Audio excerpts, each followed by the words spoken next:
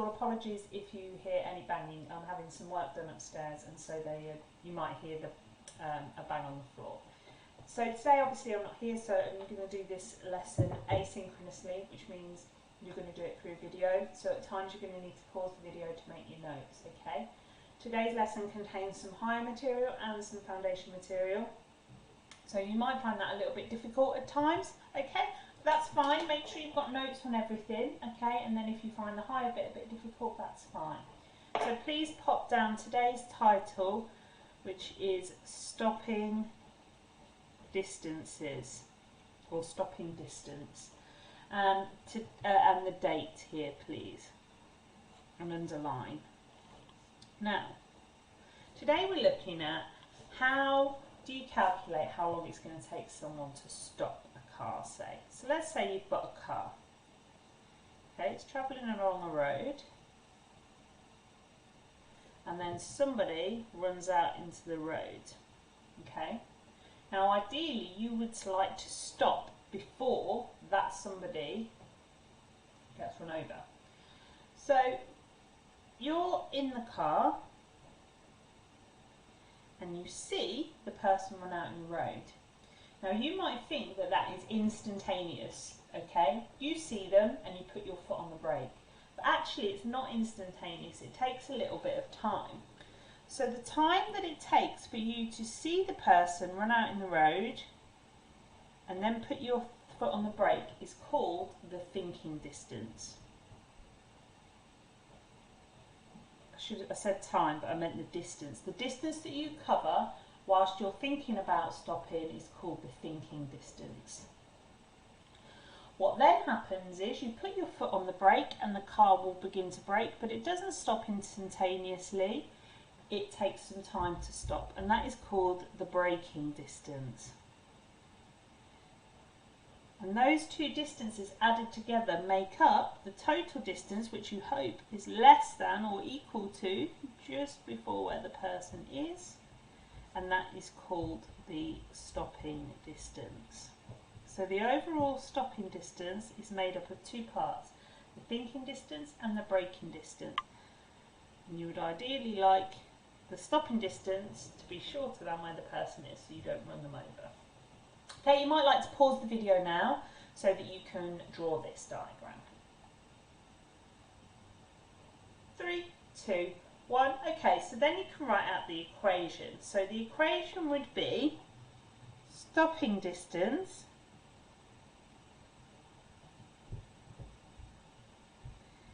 equals thinking distance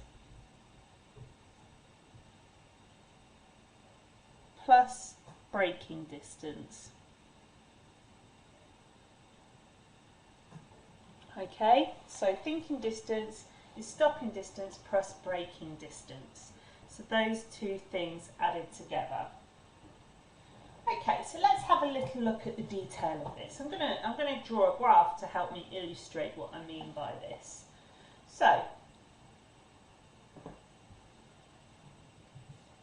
on this graph we're going to plot both things. So we're going to start with thinking distance, okay? So I'm going to do that in a different colour. So we're going to start with thinking distance.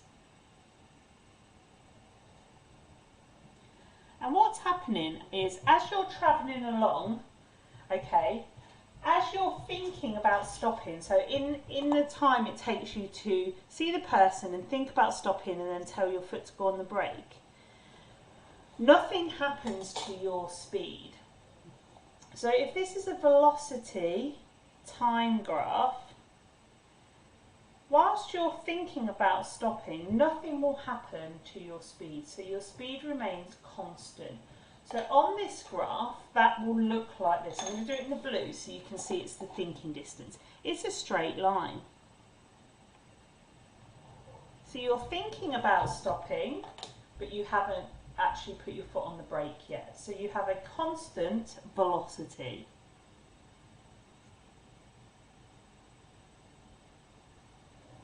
Now the distance that you would cover, okay, is very simple to calculate. We just use distance equals speed times time.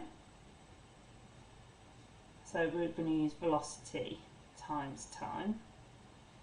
And so if I give this a velocity, let's say it's 16 meters per second, and I'm going to give this a time, so I'm going to just add a scale here. So I can see that this, I'm thinking up to 10 seconds, so my time is 10. So my velocity is 16 meters per second, and my time is 10 seconds. So if I want to calculate my distance, just using this equation, and we're going to, the distance would be 16 times 10, which gives me 160 meters. So 160 meters. The other thing that I could do to help with this is it's actually, as we have learnt before, it's the area under a velocity time graph. So it's actually, the thinking distance is this area here. So if you watch, you can do it from the area. So it's base times height. So 10 times 16, which I get the same answer for. So I've got 160 meters. So you can either use the equation or you can use the graph, whichever you're more comfortable with. So I cover 160 meters whilst I'm thinking about stopping.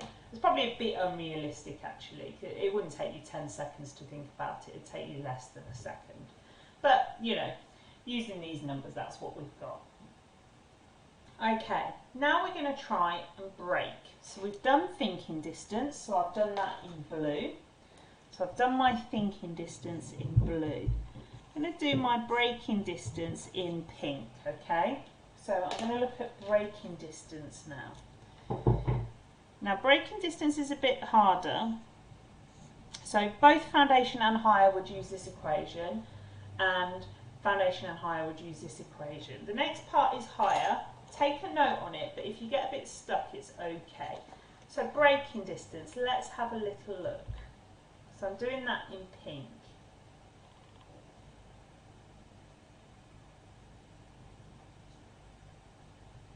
Now, when you're braking, you're obviously slowing down, so you are decelerating. Okay, so you are changing your velocity.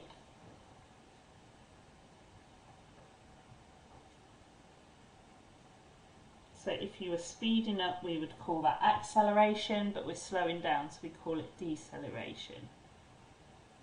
So we have deceleration. Okay.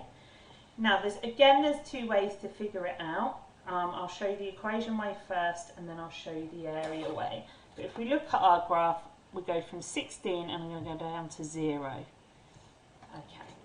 Now, the equation that we use to figure out braking distance is this one. It looks complicated, but bear with me. V squared equals U squared plus 2AS. So what you need to know is what these letters mean. So V is your final velocity. It's what you end up at, okay? U is your starting velocity. So what you started at before you started braking.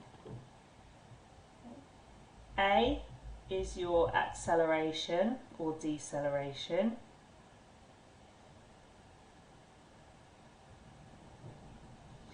And S stands for displacement,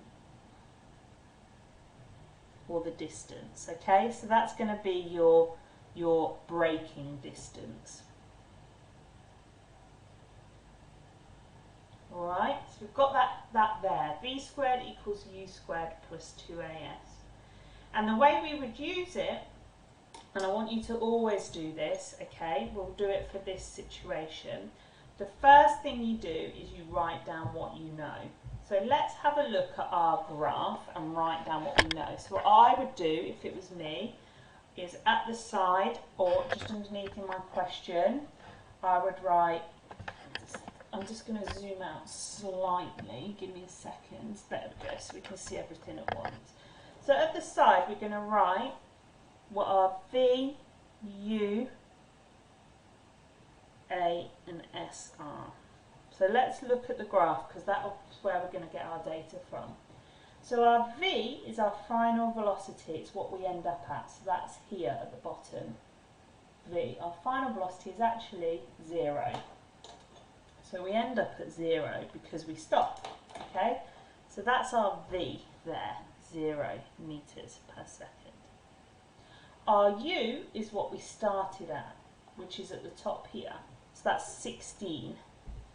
So U is 16. Our A is basically the deceleration. Now, from our work before, you can work out the deceleration of this because it's the gradient of this line. So it's the change in velocity divided by time. I'm just going to tell you that it's minus 1.6. Now, the reason it's a minus is because it's decelerating. So you get a negative number, okay? So make sure if you're using a value here, it's negative. And S, the braking distance, is what we want to find. Then the best way to use this equation is just to sub in those values and then do a bit of maths to figure out what you get. So I'm going to do that underneath here. So V squared equals U squared plus 2S. I'm just going to put these numbers in. So V is 0. So I've got 0 squared equals, my U is 16, so 16 squared plus 2 times A, which is minus 1.6, times S, which I don't know. And I'm going to just pop that in a bracket. Okay, so I've got my values there. I'm just going to now just do some of the maths to try and simplify it. I've run out of space at the bottom. I'll try and get it all on one page. So 0 squared is 0. 16 squared, just pop it in your calculator, is 256. Then I've got this bracket. I can't actually get rid of everything in the bracket because I've got a value here, S, that I don't know. But I can do 2 times minus 1.6. And that equals minus 3.2. And because I've got a plus and a minus together, that becomes a minus. So minus 3.2 S times S. I now need to rearrange this to get the S out. So the first thing I need to do is get rid of this 256. So I take it to the other side of my bracket and I get 0 minus 256 equals minus 3.2S. So this is positive on this side. I take it to the other side and it becomes negative. I then need to get rid of this minus 3.2, and there is multiplied there. There's a multiply there times S. So I need to divide both sides by minus 3.2. So I get, excuse me for the bit of squashing at the bottom, but 0 minus 256 divided by minus 3.2. I'm dividing both sides by minus 3.2 here to get my S. I'm just going to have to go on the next page. I'm just going to rewrite that for you on the next page. So I've got 0 minus 256 divided by minus 3.2 equals minus 3.2 divided by minus 3.2 times S. Okay? This becomes 1. They cancel. So I just get left with S. On this side, I get, if I do this calculation, I get 80. So S equals 80 meters. So that is your braking distance. That is how far you travel when you brake. Now I understand that that is a difficult equation for some of you, especially depending on how much of that you've done in maths. But if you can have a go at using it later, even if you get the wrong answer, I'd be super proud. A slightly quicker way of doing it, if you've got the graph, is as before, distance travelled is the area under a graph. So we've got a triangle here. So we just want to find the area of the triangle. So if we use the area method, okay, it's 0.5 times the base times the height. All right? 0.5 times the base times the height, because it's a triangle. So the base on the graph is from 10 to 20. So that's 10, difference between 10 and 20. And then the height is 16, because it goes 16, which gives me an answer of 80. So if you're given a graph, it's much easier to work out the area. Okay? And then we go back to our original equation to work out the total stopping distance. So remember, our equation was stopping distance equals thinking distance